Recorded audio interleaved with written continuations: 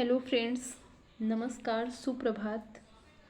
जैसा कि आप देख रहे हैं पीजीटी प्रवक्ता चयन परीक्षा गृह विज्ञान, उसमें से जो महत्वपूर्ण प्रश्न हैं उनको लेकर हम उपस्थित हुए हैं। उनको हम पढ़ेंगे और डीप में पढ़ेंगे कैसे हमारे प्रश्न आते हैं। तो चलिए शुरू करते हैं। पहला प्रश्न रहा आपके व्हाइट बोर्ड में, कोशिका की खोज किसने की थी? कोशिका की खोज किसने की थी? Robert Brown, Robert Clive, Robert Hooke, Robert Cooley. तो सबको पता है कोशिका की खोज किसने की थी? रॉबर्ट हुक ने। तो हमारा राइट आंसर हुआ रॉबर्ट हुक। कब की थी कोशिका की खोज? 1665 में। कब की थी? रॉबर्ट हुक ने 1665 में की थी। मृत कोशिका थी। किसमें की थी? मृत कोशिका। मृत कोशिका थी। और इन्होंने जो कोशिका की खोज की थी वह मधुमक्खी के छत्ते से की थी। किससे की थी? मधुमक्खी के छत्ते से। मधुमक्खी के छत्ते से इन्होंने जो कोशिका की खोज की थी 1665 में रॉबर्ट हुक ने। करेक्ट आंसर हमारा है सी। दूसरे प्रश्न पर चलते हैं। जीवित कोशिका की खोज किसने की थी? हमने पहले पढ़ा कोशिका की खोज किसने की थी। तो कोशिका की खोज रॉबर्ट हुक ने 1665 में की थी। मृत कोशिका थी, वह मधुमक्खी के छत्ते में थी, उससे उन्होंने खोजा था। दूसरा प्रश्न है, जीवित कोशिका की खोज किसने की थी? जीवित कोशिका की खोज Robert Brown, Robert Clive, Robert hook, Leeuwenhoek. Right answer हमारा होगा डी। जीवित कोशिका की खोज किसने की थी? लीवेनहॉक ने की थी। इन्होंने जीवित कोशिका की खोज की थी। जीवित कोशिका। और रॉबर्ट हुक जो थे उन्होंने मृत कोशिका को खोजा था। उन्होंने 1665 में खोजा और जीवित कोशिका की खोज 1674 में किसने की थी? लीवेनहॉक ने। राइट आंसर हमारा डी। चलते हैं नेक्स्ट क्वेश्चन की ओर। Power house of cell. Power house of cell किसे कहते हैं? पावर हाउस ऑफ सेल किसे कहते हैं? सबको पता है? जल्दी जल्दी बताइए। पावर हाउस ऑफ सेल किसे कहते हैं? आरबीसी, प्लेटलेट्स, कोशिकांग, mitochondria. Power house of cell किसे कहते हैं? माइटोकॉन्ड्रिया को। माइटोकॉन्ड्रिया की खोज सर्वप्रथम किसने की थी? कोत्रिकर ने।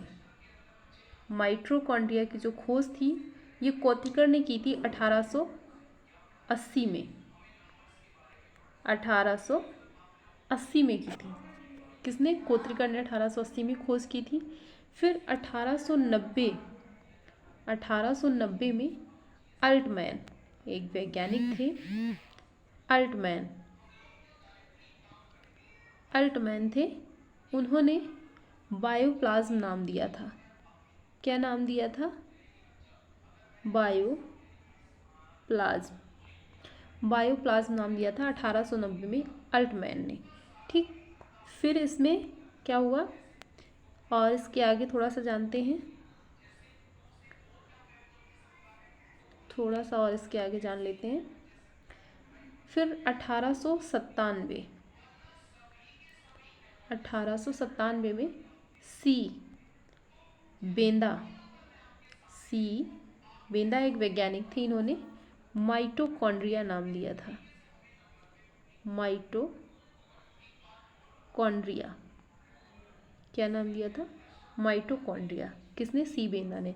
पावर हाउस ऑफ सेल किसे कहते हैं? माइटोकॉन्ड्रिया को। इसके बारे में हमने इतना जाना। अब आगे नेक्स्ट क्वेश्चन की ओर चलते हैं। प्लेटलेट्स कितने माइक्रोन की होती है? प्लेटलेट्स कितने माइक्रोन की होती है? 2 से 4, 5 to 6, 2 to 8, 5 to 8। तो प्लेटलेट्स हमारी जो होती है वो 2 से 4 माइक्रोन की होती है। इसमें कुछ डिफाइन करने जैसा नहीं है। नेक्स्ट क्वेश्चन की ओर चलते हैं। ट्रैफिक पुलिस के नाम से जानते हैं।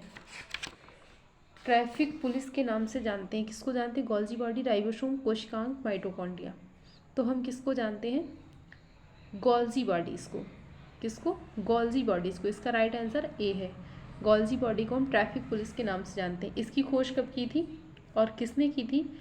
1898 में कैमिलो गॉल्जी, वैज्ञानिक का नाम क्या है? कैमिलो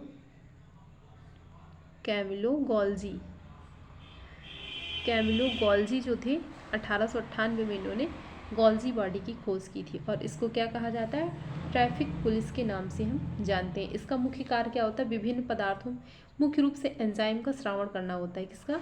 इस गॉल्जी बॉडी का कार्य होता है। और यह क्या करता है? शुक्राणुओं के अग्रपिंडों के निर्माण में भी सहायक होता है ट्रैफिक पुलिस और गॉल्जी बॉडी। नेक्स्ट क्वेश्चन की ओर चलते हैं। प्रोटीन का कारखाना किसे कहते हैं? प्रोटीन का कारखाना किसे कहते हैं? ठीक, प्रोटीन का कारखाना किसे कहते हैं? Protein industry, Golgi body, ribosome, कोशिकांग, माइटोकॉन्ड्रिया। किसको कहते हैं? राइबोसोम को। हमारा जो राइट आंसर होगा वो बी होगा। राइबोसोम को हम प्रोटीन इंडस्ट्री के नाम से जानते हैं। इसकी खोज किसने की थी? पैलाडे ने। पैलाडे एक वैज्ञानिक थे। पैलाडे ने की कब? 1955 में। राइबोसोम की खोज कब हुई? 1955 में पैलाडे ने की थी। ठीक, इसमें आरएनए और प्रोटीन के बने होते हैं। क्या? राइबोसोम जो होते हैं आरएनए और प्रोटीन के बने होते हैं। 80 से 85% इसमें आरएनए होता है। किसमें? राइबोसोम में। ठीक, चलते हैं नेक्स्ट क्वेश्चन की ओर। आत्महत्या की थैली किसे कहते हैं? आत्महत्या की थैली किसे कहते हैं? लाइसोसोम, राइबोसोम, कोशिकांग, माइटोकॉन्ड्रिया। तो माइटोकॉन्ड्रिया हमने जान लिया, power house of cell, ribosome, protein industry, कोशिकांग, लाइसोसोम। आत्महत्या की थैली किसे कहते हैं? लाइसोसोम। इसकी खोज डी दुबे ने की थी। डी दुबे ने की थी। लाइसोसोम की खोज डी दुबे ने की थी। इसको सुसाइडल बैग के नाम से जानते हैं। इसको क्या कहा जाता है? सुसाइड बैग कहा जाता है। किसको? लाइसोसोम को। लाइसोसोम नष्ट होकर कैंसर के निर्माण में मदद करता है। कौन? लाइसोसोम हमारा कैंसर के निर्माण में मदद करता है। कौन? लाइसोसोम। और ये इसको सुसाइड बैग के नाम से भी जानते हैं। आत्महत्या की थैली किसे कहते हैं? उसे ही सुसाइड बैग कहते हैं। इसकी खोज किसने की? डी दुबे ने की। नेक्स्ट क्वेश्चन की ओर चलते हैं। प्रोटीन संश्लेषण किसका कार्य है? प्रोटीन संश्लेषण लाइसोसोम, राइबोसोम, कोशिकांग और माइटोकॉन्ड्रिया। लाइसोसोम सुसाइड बैग है, राइबोसोम हमारी प्रोटीन इंडस्ट्री है। तो हमारा आंसर क्या हुआ? राइबोसोम। प्रोटीन इंडस्ट्री, प्रोटीन संश्लेषण किसका कार्य है? राइबोसोम का। नेक्स्ट क्वेश्चन की ओर चलते हैं। कोशिका सिद्धांत किसने प्रस्तुत किया? कोशिका सिद्धांत किसने प्रस्तुत किया? Schwann, Schleiden, Palade. Schwann and Schleiden. हमारा राइट आंसर होगा सी, स्वान एंड स्लाइडेन। किसने प्रस्तुत किया और कब प्रस्तुत किया? 1838-39 में स्वान एंड स्लाइडेन ने कोशिका सिद्धांत प्रस्तुत किया। राइट आंसर हमारा हो गया स्वान एंड स्लाइडेन। आज के लिए बस इतना ही रखेंगे। आज हम इतना ही पढ़ेंगे। रोज़ हम 11 बजे क्लास लेंगे। कल मिलते हैं फिर दूसरे नए प्रश्नों के साथ। आज के लिए धन्यवाद। नमस्कार।